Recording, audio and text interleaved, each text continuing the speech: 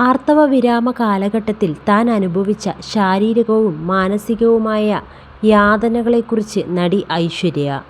അതിശക്തമായ ബ്ലീഡിങ്ങും hot ഫ്ലാഷുകളും mood സ്വിങ്സും കാരണം മടുത്ത് സ്വന്തം ഗർഭപാത്രം കൈകൊണ്ടെടുത്ത് പുറത്തെറിയാൻ പോലും തനിക്ക് തോന്നിയിട്ടുണ്ടെന്ന് പറയുകയാണ് ഐശ്വര്യ.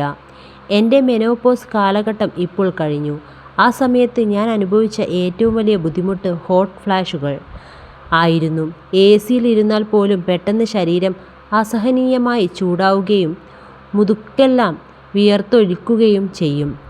ആർത്തവമുണ്ടായിരുന്ന കാലത്ത് എനിക്ക് യാതൊരു വേദനയോ പ്രശ്നങ്ങളോ ഉണ്ടായിരുന്നില്ല. എന്നാൽ 46-47 വയസ്സായപ്പോഴേക്കും എല്ലാം മാറിമറിഞ്ഞു. ആർത്തവം എപ്പോൾ വരുമെന്ന് പോലും അറിയില്ല. ചിലപ്പോൾ 3 മാസം കൂടുമ്പോഴൊക്കെ വരും. ജീവിതം സദാ പാഡിനോടൊപ്പമായിരുന്നു. ശാരീരിക വേദനകളേക്കാൾ എന്നെ തളർത്തിയത് മൂഡ് സ്വിങ്സ് ആണ്. പെട്ടെന്ന് വല്ലാതെ ദേഷ്യം വരും. തൊട്ടു പിന്നാലെ സങ്കടവും വരും. ഈ സമയത്ത് ഞാൻ യോഗയും മെഡിറ്റേഷനും ശീലമാക്കുന്നത്.